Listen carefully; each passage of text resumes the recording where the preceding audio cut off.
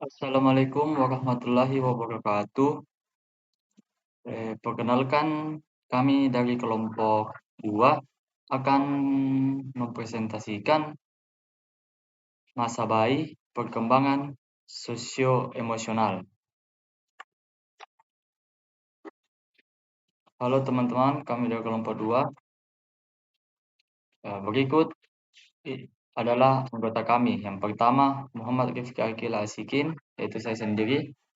Ada Aldi, kemudian Katipelu, dan yang terakhir ada Firda. Baik, langsung saja kita masuk di materi yang pertama. Pengertian masa bayi. Secara umum, masa bayi merupakan masa kehidupan pada usia 0 sampai dengan 2 tahun. Masa bayi merupakan masa yang paling dasar bagi anak. Di masa tersebut, bayi mengalami pertumbuhan dan perubahan secara pesat baik secara fisik maupun psikologis. Dengan itu, pertumbuhan dan perubahan pada anak tidak hanya terjadi pada penampilannya, tetapi juga dalam kemampuan. Jadi masa bayi dianggap sebagai masa perkembangan yang sangat penting. Anak mengalami perubahan yang besar dalam perkembangan jasmani dan rohaninya. Jadi masa bayi ini merupakan masa yang sangat penting, masa yang dominan di mana semua perkembangan tahap-tahap perkembangan manusia itu dimulai dari masa bayi. Jadi orang tua di sini harus berperan aktif dalam perkembangan masa bayi atau balita, sehingga pada jenjang perkembangan anak selanjutnya itu bisa menjadi hasil yang positif yang baik, dikarenakan dari awal masa bayi itu sudah menjadi perkembangan yang sangat diperhatikan oleh orang tua. Perkenalkan, nama saya Firda dengan NIM 2102095011082. Di sini saya akan melanjutkan membacakan materi selanjutnya, yaitu perkembangan emosi. Perkembangan bayi dalam hal emosional dan kemampuan sosialnya di lingkungan sekitar akan terus berkembang seiring waktu dan bertahap. Berikut ini saya akan menjelaskan tahap-tahap perkembangan sosial emosi bayi. Adapun pada bulan pertama, yaitu perkembangan sosial maupun emosi bayi memang masih belum terlalu nampak atau sangat terbatas.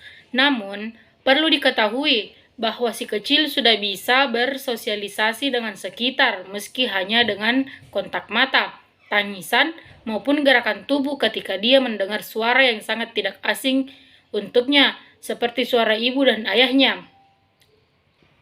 Pada bulan kedua, si kecil dapat dibilang terdapat peningkatan dalam emosionalnya. Ia seringkali memberikan respons berupa senyum, dan pada bulan ini dia sudah dapat memandangi orang-orang sekitarnya maupun lingkungannya. Dan juga dia sudah dapat menikmati jika diajak berinteraksi ataupun marah ketika dia merasa tidak nyaman. Pada bulan ketiga, dia juga sudah dapat memulai sebuah interaksi dengan ibu, ayah, maupun orang-orang terdekatnya. Interaksinya hampir sama dengan bulan kedua. Ia bakal melempar senyum yang sangat menggemaskan disertai menggumam ketika diajak berinteraksi maupun diajak dengan memandang orang tersebut. Pada bulan keempat, si kecil dapat mengetahui yang sesama dengannya atau sesama bayi. Ia dapat merasakan atau dapat tertarik dengan sesama bayi. Jika ia bertemu sesama bayi, maka dia akan memunculkan ekspresi senang dan antusias. Pada bulan kelima, bayi sudah bisa dikatakan dapat membedakan orang-orang di sekitarnya. Ia sudah bisa mulai mengetahui mana orang lain dan mana anggota keluarganya. Pada bulan ini, juga dapat dikatakan kalau bayi sudah dapat menyampaikan keinginannya maupun sebuah tolakan dengan jelas. Pada bulan ke-6, kita semakin dibuat tersenyum dengan tingkah laku si kecil yang semakin ekspresif. Si kecil sudah bisa bermain dengan orang-orang sekitarnya dan dapat merespon dengan baik. Pada bulan ini, si kecil juga sudah mulai nampak karakternya. Pada bulan ke-7 dan bulan ke-8, si kecil sudah dapat menikmati saat-saat berinteraksi dengan orang-orang. Meski begitu, ia akan tetap malu-malu ketika bertemu seseorang yang asing untuknya. Dan pada bulan-bulan ini, ia juga sudah mulai untuk menirukan ucapan-ucapan, terutama dari ibunya. Pada bulan ke-9 dan ke-10, saat sudah berusia 9 bulan dan 10 bulan, dia juga sudah mulai menunjukkan ekspresi lain, yaitu ketika dia berpisah dengan ayah maupun ibunya, biasanya dia akan merasa sedih. Dan juga ketika dia merasa diabaikan, dia dapat menangis maupun berteriak agar dapat perhatian.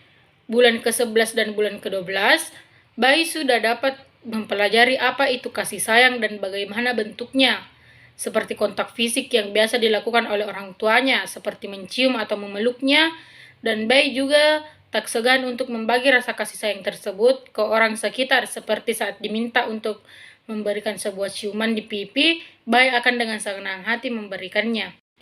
Setelah perkembangan emosi, ada juga yang namanya perkembangan kepribadian, di mana kepribadian itu sendiri adalah ciri yang membuat setiap orang unik dan berbeda dengan orang lain. Bahkan, kepribadian bisa dilihat segera setelah seorang lahir. Pada dasarnya, perkembangan kepribadian terjadi akibat adanya interaksi dari temperamen, karakter, dan lingkungan. Adapun tahap perkembangan anak yaitu dimulai dari kepribadian bayi. Ketika bayi, kepribadiannya akan perlahan-lahan mulai terbentuk. Terbentuknya kepribadian anak memang tergantung dengan kondisi lingkungan.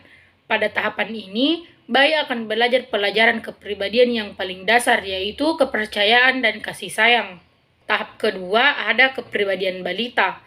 Tahap kedua dari perkembangan kepribadian ini terjadi ketika mereka berusia 18 bulan sampai dengan 4 tahun. Anak yang diasuh dan dididik dengan baik akan lebih belajar dan mengerti tentang konsep kemandirian. Apalagi di usia tersebut, anak-anak baru mulai aktif menggunakan semua inderanya untuk mengeksplor lingkungan sekitarnya. Orientasi atau pemahaman sosial pada masa bayi. Sebagai psikolog beranggapan bahwa perkembangan sosial itu dimulai sejak anak lahir di dunia. Dengan buktinya, seorang bayi yang menangis adalah dalam rangka mengadakan kontak hubungan dengan orang lain, atau anak tampak mengadakan aktivitas menebak, tersenyum bila memperoleh rangsangan dan teguran dari luar.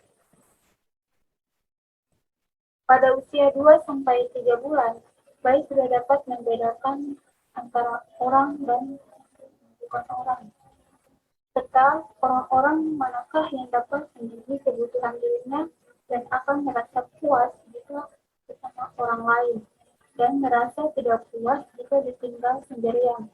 Namun, bayi menunjukkan keberpihakan pada seseorang. Jadi, di masa orientasi ini, pemahaman sosial bayi itu dia masih ke indera perasa, karena di sini dia belum bisa mengungkapkan apa yang dirasakannya. Jadi dia hanya bisa karena indera perasa, jadi dia hanya menunjukkan ke suara tangisan atau mengepalkan tangannya ketika dia mengalami rasa cemas atau takut dengan sesuatu.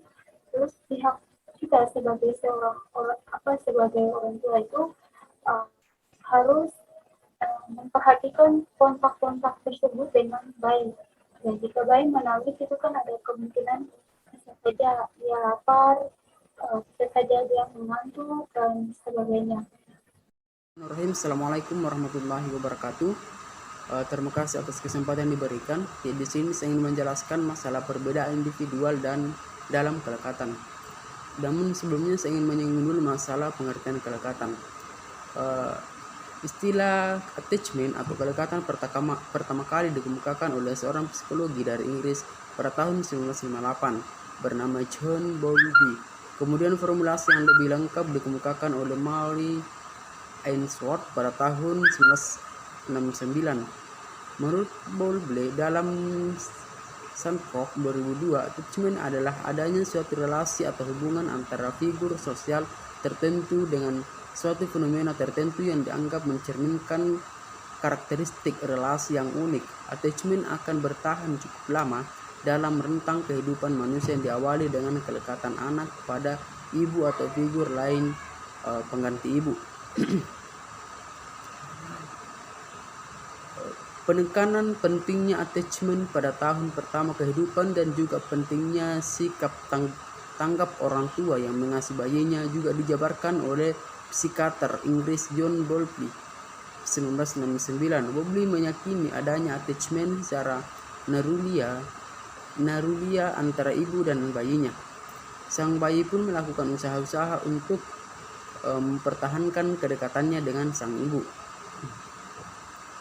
Berdasarkan beberapa definisi attachment di atas, dapat disimpulkan bahwa attachment adalah suatu hubungan emosional atau hubungan yang bersifat efektif antara suatu individu dengan individu lainnya yang mempunyai arti khusus. Dalam hal ini biasanya berhubungan atau ditunjuk pada ibu atau pengasuhnya. Hubungan yang dibina bersifat timbal balik, bertahan cukup lama dan memberikan rasa aman walaupun figur lekat tidak tampak dalam pandangan anak. Kemudian perkembangan kelekatan atau attachment. Bayi yang baru lahir telah memiliki perasaan sosial, yakni kecenderungan alami untuk berinteraksi dan melakukan penyelesaian sosial terhadap orang lain. Hal ini berkaitan dengan kondisi bayi yang sangat lemah pada saat lahir, sehingga ia membutuhkan pengasuhan dari orang lain dan mempertahankan hidupnya. Oleh sebab itu, tidak heran jika bayi dalam semua kebudayaan mengembangkan kontak ikatan sosial yang kuat dengan orang yang mengasuhnya. Kemudian pola kelekatan atau attachment. Pola atau attachment merupakan kecenderungan individu dalam berelasi dengan individu lain yang memiliki arti tertentu yang lebih bersifat emosional atau afektif. Apabila figur attachment seperti orang tua ataupun pelatih mampu memberikan secure attachment kepada individu, maka untuk seterusnya individu tersebut cenderung akan mencari mereka setiap kali dirinya mendapat masalah. Individu yang mendapat secure attachment akan mengembangkan sebuah working model yang tentang dirinya sebagai orang yang dicintai dan memandang orang lain dekat, perhatikan dan responsif terhadap kebutuhan mereka. Di sisi lain, individu yang mendapati insecure attachment akan mengembangkan working model tentang dirinya sebagai menolak atau tidak responsif terhadap kebutuhan mereka. Setiap individu mempunyai pola kelekatan yang berbeda-beda. Menurut Mary Ainsworth, terdapat 3 variasi gaya kelekatan, yaitu pelekatan aman, pola pelekatan cemas, dan pola pelekatan menghindar. Tapi indikator dari tiap variasi pola kelekatan adalah yang pertama pola kelekatan emas, pelekatan cemas, dan menghindar. Kelekatan pada bayi berfokus pada dasar-dasar ikatan yang kuat antara bayi dan pengasuhnya. Kelekatan bayi ke ibu atau pengganti ibu terjadi karena ada kecenderungan pada manusia untuk membentuk ikatan afeksional yang kuat terhadap orang-orang tertentu. Selanjutnya, gaya pengasuhan dan kelekatan.